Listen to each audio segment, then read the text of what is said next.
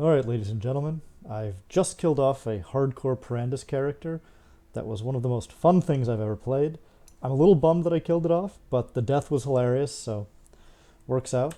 This character is currently level 75, and I want to show you this build because I think that it's awesome and really actually totally hardcore viable, if a little tough to put together. So what we're doing here is we're using, and somebody posted a video using a similar mechanic yesterday, but we do it better, a Zerphi's Flask with Scold's Bridle, so that every time we use a skill, instead of taking 400% damage, we gain 400% of the mana cost of the skill as life. That's coupled with a 350 mana Cyclone. We get that to 350 mana by using 9 Fevered Mind Jewels. So our Cyclone has life gain on hit, ink AoE, and concentrated effect, just for the mana multiplier. There are other things you can use for mana multipliers. This one happens to work out with the number of Cyclones I'm looking for to cast spells. You'll notice we have Elemental Overload, because we crit and we want more damage, but we don't have any crit multi anyway, so awesome.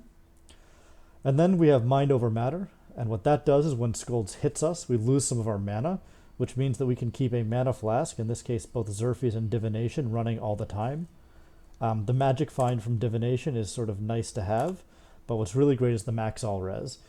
So we get a little bit of that max all res from Divination. Right now I'm using an incredibly terrible shield that I happen to have in my stash. I think a Saffles would actually be terrific for this build. More max all res means less damage from Reflect. That with Divination's 8% all res, very, very nice.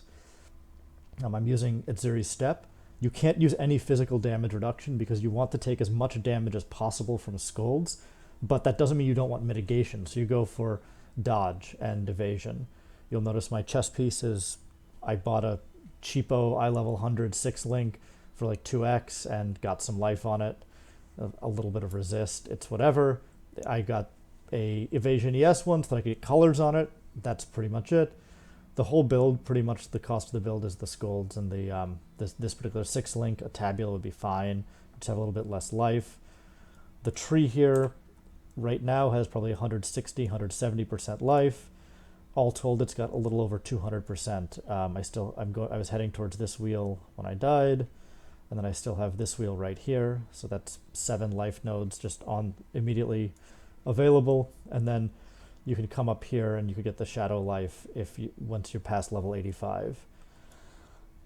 We have 9 jewel sockets for our Fevered Minds, and we take Berserker, both for the Leech with Volpact, and for the extra damage taken and dealt. All of it's just perfect for this.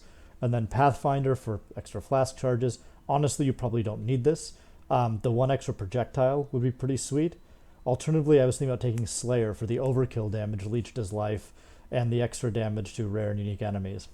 It's pretty much all good. You could also try running this build as an actual Berserker from the Marauder, but I was a little bit concerned about keeping the leech up. I think the Scion version is nicer, plus you get these jewel sockets more easily so the build comes online at a lower level. I switched over to this around level 70 and was just burning through content. Speaking of which, let's take a look at some content. Here is a Gorge, that's what people seem to do, that I just alked. LE weakness, less recovery, it's a pretty standard Gorge. So let's show this off.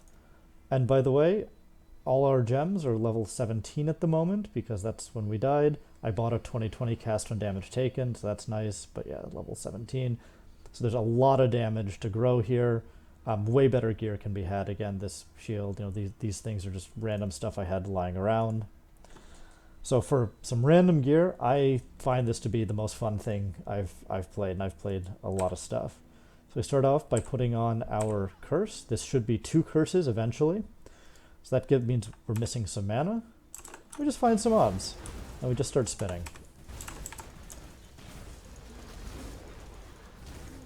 We have a Zaina, so let's see what she's got.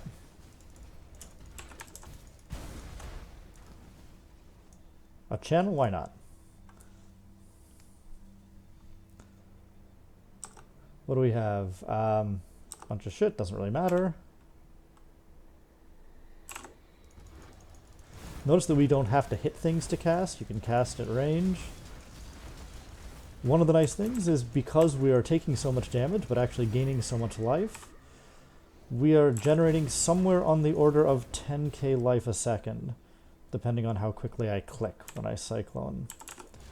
And that's outside of our cast when damage taken. This is a level 76 map. I am currently level 75, so I am actually under the level of the map. And as you can see, absolutely no problem.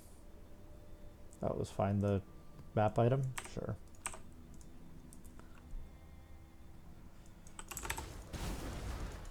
You'll notice that, you know, I take some porcupine hits, but I immediately have full life again.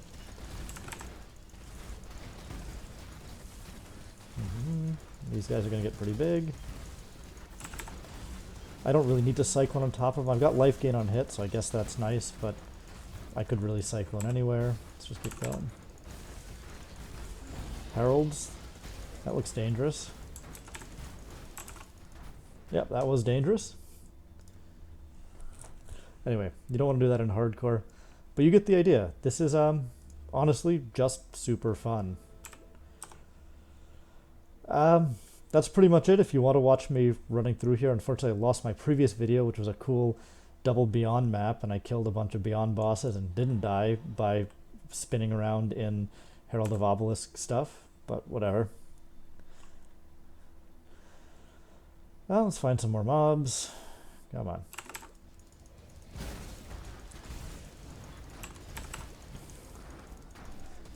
So yeah. Pretty much as long as you're spinning, you're fairly invulnerable.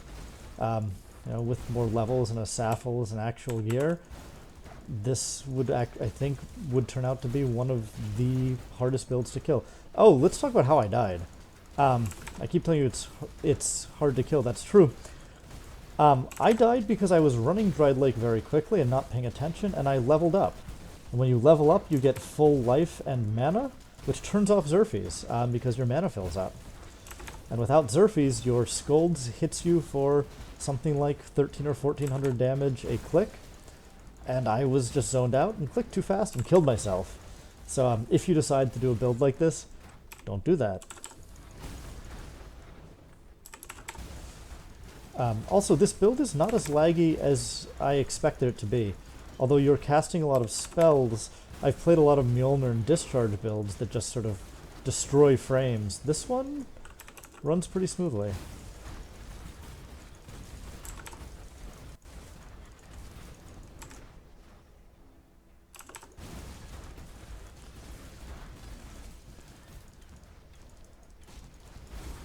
Oh, there's a bit of desync. I don't have my Enfeeble on right now, although I really should. I'm just being incredibly lazy about this.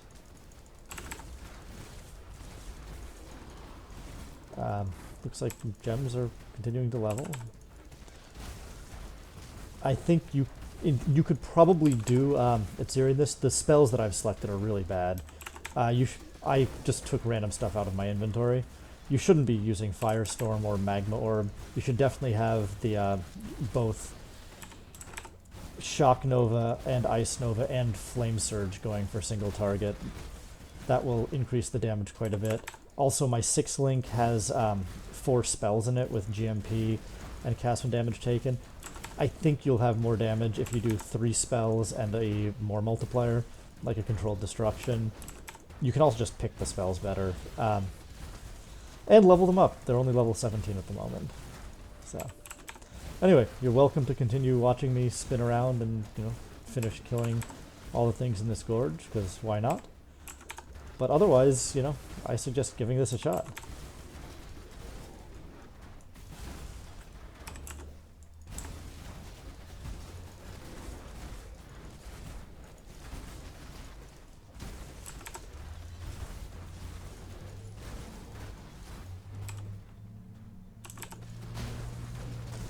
I'm gonna test out spinning on these. I want to see if they kill me. Wow. Okay, so we just spun on top of Stormberries and didn't die in a map that is higher level than we are. It doesn't have extra damage on it, so, you know. And that's a really stupid thing to do in hardcore, but I guess the advantage of softcore. So yeah, so if I had, I'd really like to have Flame Surge here for single target, because killing that guy took a little while. Yep, alright, that's pretty much everything.